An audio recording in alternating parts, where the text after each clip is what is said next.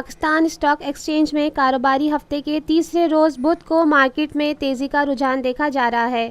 P S x 100 index 82 points کے اضافے کے ساتھ 40,631 پوائنٹس کی سطح پر ٹریڈ کر رہا ہے۔ آج صبح سے ہی مارکیٹ میں تیزی دیکھی جا رہی ہے۔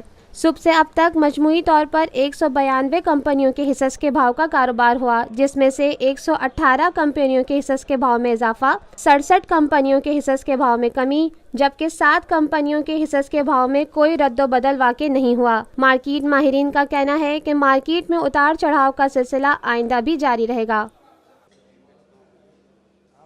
Lotus Lake Towers, a groundbreaking endeavor by Lotus Properties.